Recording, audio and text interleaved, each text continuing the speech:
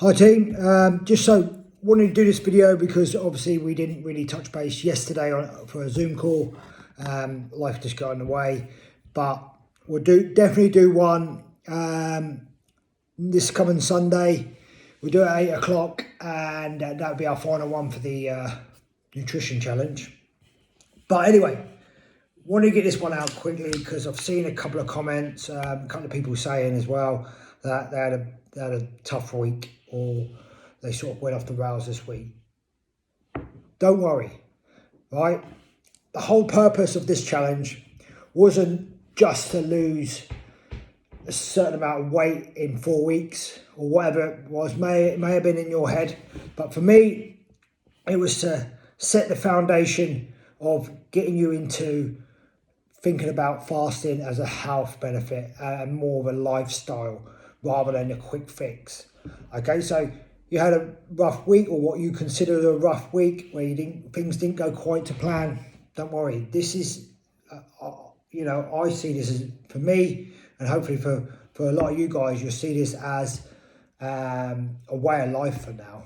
Okay, so it's a way to regulate your health and keep yourself, checked in, so you don't go off the rails on a constant month after month. All right, yeah, you may have a bad week, or get it back the following week, whatever.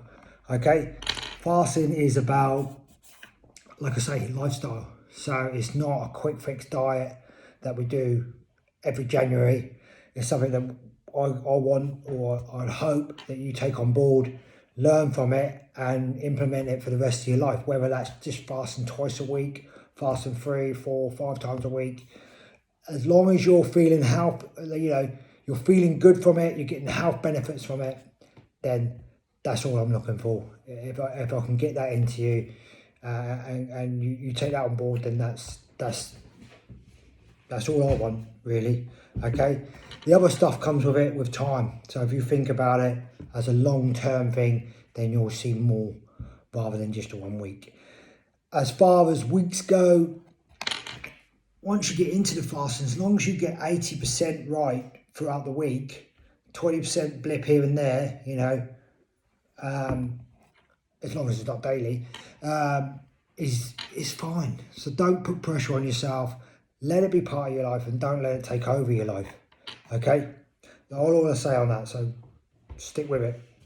So, a couple of things I wanted to touch on the Zoom call this week was just, some people have been asking about vitamins, minerals, and the micronutrient side of things, okay, rather than the macronutrients. So all I was saying, I put a little post up, it was just giving some tips on what I take, not necessarily what you have to take. If you haven't never taken any vitamins before, a multivitamin is probably your best sort of base to start on, okay, because we don't always get it from our food and from the environment that we live in. So you do need to supplement stuff like this. Like I said, it's totally up to you. It's fine. I'll have my blood tests every 3-4 months to check to see where I'm missing things. Okay, because like I said, I don't always get it right. The packaging on the recommended allowance or dosage you should take is never, that's such a variety of people. It's not, it's not for me directly. Okay, so like when I had my last test done in September, you'll notice, if you see the post, that my vitamin D was down. At that time, I was taking 1,000 UI, so which is like considered quite a high dosage, and I was taking that summer, on and off in the summer, because I thought I was getting enough with the actual sunlight itself. It would seem that my vitamin D levels were low. I upped it then for 3 months to taking 2 of those tablets onto 2,000, and it only just got into the optimum measurement. So now I'm considering, well, I've knocked up to 4,000 now during the winter, and I'm going to knock it down to 2,000 in the summer. That's because I know that that's what suits my body and what I'm taking in, as in macro and micronutrients, all right, to what I need. I'm not saying that's what you need. Everyone's different. You have to trial and error these things, test and retest. Okay, we do it in training. We do it in training. We do it in every other part of your life, but people tend to not do it with supplements or with their food. Okay, you need to trial and error. So going on that, vitamin D. What's vitamin D good for? Bones, teeth, muscle repair. So I mentioned it the other day, mental health. Yeah, I would definitely consider that vitamin D being a big part of that. You just know how people are generally in the summer compared to how they are in the winter and the dark months. Okay, just people are generally happier in the summer because of the sun. Go to Norway, they've got one of the highest suicide rates throughout Europe, and because they have more dark hours than they do light. Okay, so it is something worth to consider with your vitamin D levels. Zinc, I'll put up there. That's really good for your immune system and your muscles. A lot of this, so zinc and vitamin D. I don't know if you ever like a lot of the guys I was following, the doctors I was following during the pandemic. Tim Spector and John. Can't remember his name, last name now gone off my head, but they were bringing up lots of studies on how people that were deficient in these vitamins and minerals that were suffering more with COVID, and people that had quite good levels were recovering from COVID. So again, I think it really highlights that keeping your immune system healthy through supplementation can help, as well as fitness and exercise and stuff. Magnesium, I mentioned magnesium. This is really good for your metabolism, muscles, your health, your sleep. It's really down for a lot of bodybuilders use it for their sleep. They take it before they go to bed. I don't take it before. I found that it was keeping me awake for some reason. Maybe it goes against the fasting. I don't know. But I will take mine later on in the I'll take mine just early morning. So not early morning, but mid-morning, lunchtime, my magnesium. So another thing I personally think is quite good. Go looking at the results as well. So a couple of things. These things, like people could argue with me now whether they're good or bad. I know people will, but I whether this is a placebo or not. Again, when I'm feeling a little bit low, not low in mentally, but like feel like something's coming on. You get it in the back of your throat first. I'd take 2 of these. Like I say, whether it's a placebo, I don't care if it's a placebo now, because I tend to feel better a few hours down the line. So vitamin C. I saw a good documentary on vitamin C years and years ago. I can't remember what it's called, but they were healing people with high dosage of vitamin C. People that were very ill. So since then, I've always taken those vitamin C. Whether you absorb enough through these, I'm not sure. But like I say, again, it works for me. This one, like these here guys, so especially if you do train quite a bit, potassium, sodium, got quite good levels of that in there. I know for a fact that these do work, right? So, and what I mean by that, they work for me as in the way that I've had cramp before quite a few times where it's my legs are locked up and I've not been able to move them at all. And I've taken 2 of these quickly in a point of water. Within minutes, the cramp had gone and I've been able to carry on exercising. Not saying that's a good thing to do. You probably should rest when you cramp up like that. But I've got a competitive nature, and sometimes I just want to keep going. Not always good for you, but on the side of things, if you are competing, I will put these down. Sometimes people, when they start fasting, they start getting muscle cramps, again, or feeling dizzy. These are good for that as well. Let me just tick them all off. Yep. That really, like, you could go into your Bs, your B6, B12s, supplementations, iron. Again, like, not these ones, just some other one. like I say, if you're new to supplements, take a multivitamin to start off with. That way you're covering all areas. But again, you've got to know. Do you know what I mean? Like I say, with training, you test to see where your fitness is, and then you retest it 3 or 4 months later, see if you're improved. Same with vitamins, minerals, supplementation and stuff like that. If you're not testing it, so how do you know if you're low on something or high on something else, or if it's working? And that's why I do it. I have no, commission for any companies that do blood testing, but I would recommend it in a way that at least you know what you need to supplement on. Last one then, vitamins. So not vitamins, protein. So whey protein.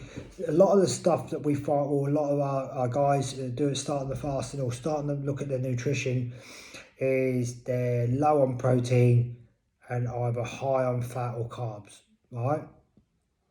If you're high on fat, right, under the recommend, the levels that we start you at, the start base, it's quite hard to reduce your fat and get your protein up. Hence why I recommend taking a whey protein supplementation, powder in your drink, so you just target the protein. If you start taking nuts, then you're going to end up, or eggs, then you're going to increase your fat as well at the same time.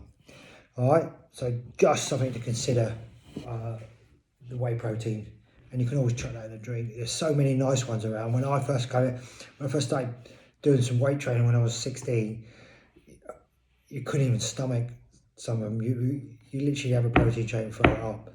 Well, I did anyway. The stuff we get out now are like amazing. Yeah, a lot of our guys get it from Time Nutrition, and their stuff is really, really tasty, really nice. Highly recommend that stuff as well. If anyone needs any of that, we order it and get a couple of quid off each product. Okay, so if you do need get a little bit cheaper than normal, then just message us. This week, going into week 4 then, so we've done the 16-8. Like I said, that is the gold standard, 16-8. That is what we should be aiming for, anywhere between 5 to 6 times a week, right? 4 to 6 times a week, 4 to 6 times a week. Yep, for low on sort of like the health benefits, higher it up if you want to lose weight, not weight, so you want to lose fat. But I tend to normally in the summer months where I don't feel so hungry, I tend to stick to about 4-5 times a week. In the winter, when I've had a bit of a good Christmas, then I'm on 6 days a week. All right, but I will start reducing it in March. Yeah. Quick one on deficit. So I know some people are doing deficit diet. You're trying to you burn off more than you're taking in. One thing I will say on that, we will mention it on the last Zoom call, is really should only be on a deficit 8 to 12 weeks max. It shouldn't be something that you're always on the deficit, okay, and going up and down. Deficit, when we talk about weekly calories, not daily, okay. Consider the weekly being your main aim. Get your calories in for the week. Reason for that is the body adapts to it, and then you just stop losing any weight. Hence why a lot of diets fail, and then people stop, and then they put the weight back on again because they've had enough. Put all the hard work in and got nothing for it. So again, like training, we periodization it, progressive overload. That's what we've done on this nutrition challenge, progressive overload, and then we taper off like a deload week to shock the body again, thinking that we've given up. Boom. Good way of doing it. You have about a month off. Do it for 2 months. Have a month off the deficit, just maintenance calories, and then go back to it again. That's a good tip for anyone who's struggling to, or is starting to plateau out. Right, so this week 4, sorry, I went off on a tangent. Week 4, what I want you to do is stay with I want you to stay on the 16-8, but I want you to try 1 day, 2 days max at 20 and 4. So fasting for 20 hours and eating 4, all right? Do it on a day that you're going to be busy and you can keep moving around. Like I said, I've done this on what we call our Super Saturday. Managed to get through the workout fine. I wasn't struggling. Or, you know, I'd feel a bit hungry before, but I was fine throughout. So don't worry too much about that side of things, energy levels. You might subconsciously, or not subconsciously, but mentally think that you're going to be drained. Push through that and you'll be fine. Again, it's only for your interest. What I'm suggesting with the 20 and 4 is if you are over the age of 40, right? So you're in that sort of masters category, right? They say it's good to chuck in a 20 and 4 every so often, just because our metabolism is a little bit slower than the youngsters, okay? And it's good just to shock the body up rather than coming off the fasting, which is another way of shocking it, where you tend to, you know, overeat, is to just go for that day where you sort of undereat a little bit, shocking the body, and then going back to your 16 and 8 afterwards, or even, you know, whatever. I tend to do, like I say then, I tend to do a 20 and 4 on a, like in the winter months, and then we bang that in a Friday, Saturday stroke. So I finish 4 o'clock on a Friday, and then I won't eat till 12 or 1 o'clock on the Saturday afternoon. Okay, just to mixing it up. Like I said, when we did it on the like when we first started this, I did it on the first Monday just to shock the body really into the fasting, because then I knew once I went to 16-8 it would be easy, because it's done 20. Okay, so those are things to just try out this week. Keep the group busy, guys. Put messages in there, put recipes in there. It's a little bit, last year I think it's because we were doing a different method last year, but people were putting tips in there and all sorts. I can't monitor it all on my own, okay? So you guys have got the experience as well doing these tests. Just chuck stuff in there. It's all good for everyone, okay? Even if you don't think it's relevant, it's always good for some people who are just starting out, okay? All right then, guys. Like I said, last point. Don't worry, one blip is nothing. We're looking at long-term longevity rather than a quick fix, okay? Stay strong. See you in a week.